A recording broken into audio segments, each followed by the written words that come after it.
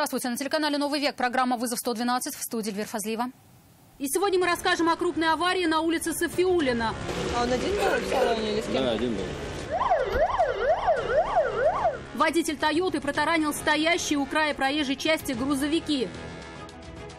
Покажем, как «Фольксваген» на улице Фучика пересек две сплошные линии и выехал на встречную полосу прямо в лоб едущей там иномарки. Ну, идите, не знаю, я вас не задерживаю. Осторожно, сейчас и сам у вас автобус собьет.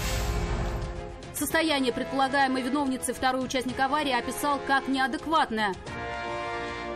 А также задержание нетрезвого водителя, который таранил припаркованные машины на улице Новосветлая. И 9 килограммов наркотиков нашли автоинспекторы в автомобиле, остановленном для простой проверки документов.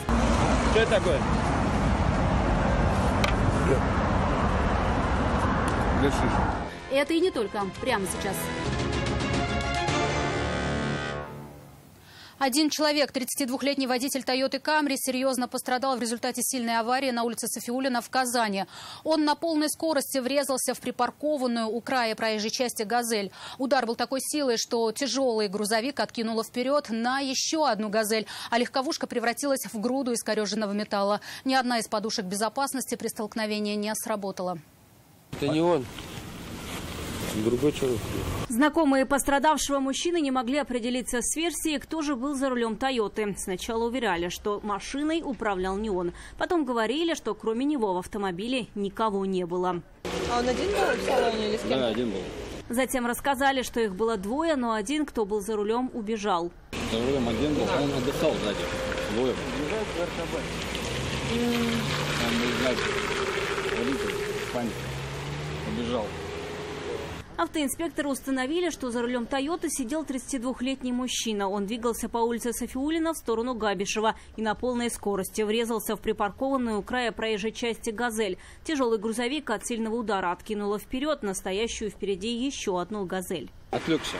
К слову, грузовики были припаркованы с нарушением правил прямо под знаком «Остановка запрещена». Новость об аварии будет для их владельцев неприятным сюрпризом. «Газель» здесь местные ставят просто-напросто. Сама «Тойота» в результате удара превратилась в груду искореженного металла. В автомобиле не сработала ни одна подушка безопасности. Интересно, нормально.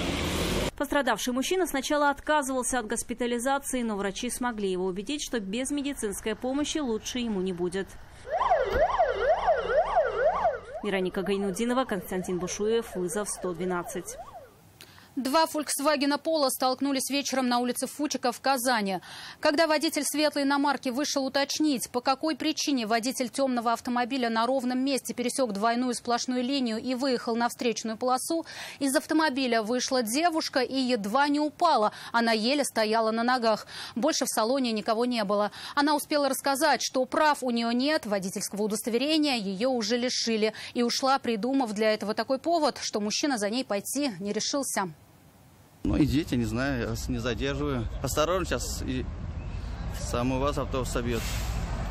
Больше ее в этот вечер водитель светлого «Фольксвагена Поло» не видел. Он двигался по улице Фучика в сторону Закеева. Дорога делает несколько поворотов и ехал медленно. Регистратор зафиксировал, что автомобиль двигался со скоростью около 30 км в час, когда увидел, что встречная машина пересекла двойную сплошную линию и движется ему прямо в лоб. Попытался уйти от столкновения. Лобового удара избежал, но полностью уйти от столкновения не получилось. Удар пришелся в бок по касательной. Когда вышел спросить, все ли хорошо с водителем темной иномарки и поинтересоваться причиной такого маневра, то все сразу понял. Из водительской двери вышла девушка, которая едва стояла на ногах. Он сразу включил запись на телефоне.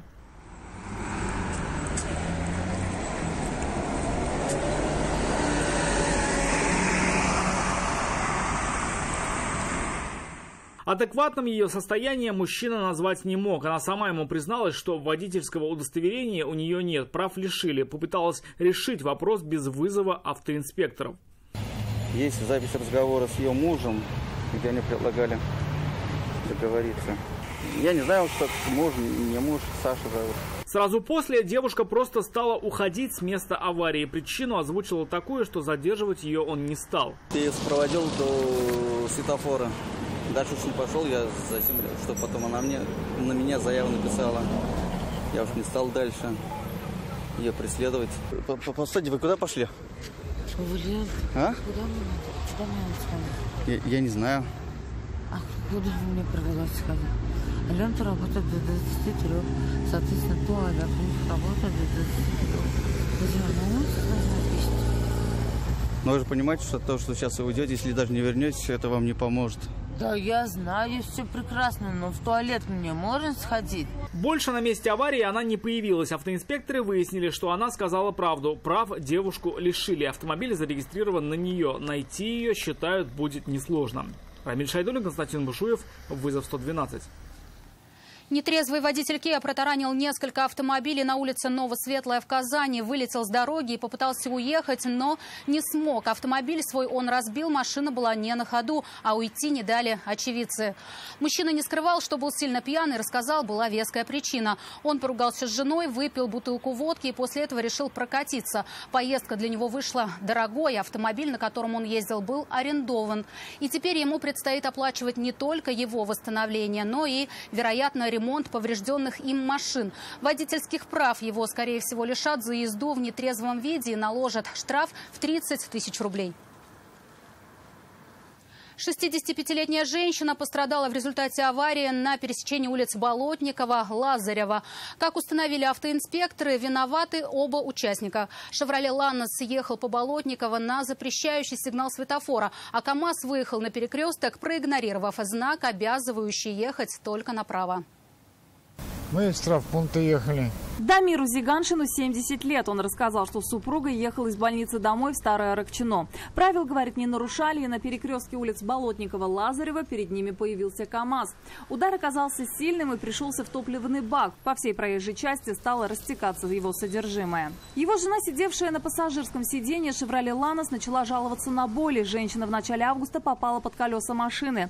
Только начала восстанавливаться, но новое столкновение принесло еще больше страданий. 14 ребер сломаны, 2 руки, легкие поврежденные. Как установили автоинспекторы, КАМАЗ выехал на перекресток, проигнорировав знак движения только направо и хотел проехать прямо. Да он, скорее всего, потому что здесь прямо нельзя ехать, выезжать. Здесь только направо он может поворачивать. А у вас зеленый горел? Зеленый горел, да. Однако есть и свидетели того, как легковушка выезжала на перекресток уже на запрещающий сигнал светофора. И, вероятнее всего, будет обоюдная вина. Однако участников еще только ждет детальный разбор случившегося в ГИБДД. Нафиса Минязова, Игорь Романов, вызов 112. 51-летнего мужчину задержали автоинспекторы без малого с 9 килограммами наркотиков. Его автомобиль остановили на посту полиции Малиновка. Став сильно нервничать при виде стражи порядка, водитель вызвал подозрения. Его машину обыскали и нашли дурманящие средства. Ему грозит до 20 лет лишения свободы. Что это такое? Гашиш. Мужчину остановили на посту полиции Малиновка для проверки документов. Увидев странное поведение жителей Ханты-Мансийского автономного округа, решили досмотреть салон автомобиля. Там они обнаружили небольшую сумку, а в багажнике рюкзак с запрещенными веществами. Все изъяли и направили на экспертизу.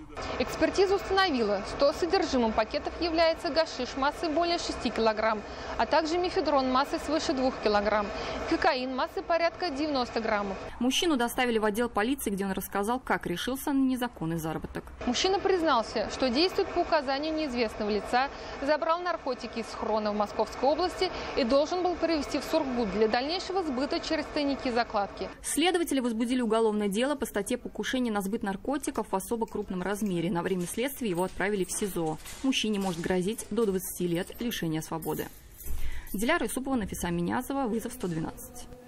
Это все, о чем мы успели вам рассказать. Обо всех происшествиях вы можете сообщать нам по телефону 570 50 50 или на мобильный 8 98 69 112 112. Также мы доступны и в социальных сетях. Присылайте видео, снятое вами. В студии была Эльвира Фазлиева. До встречи и не бросайте вызов судьбе. Вдруг она его примет.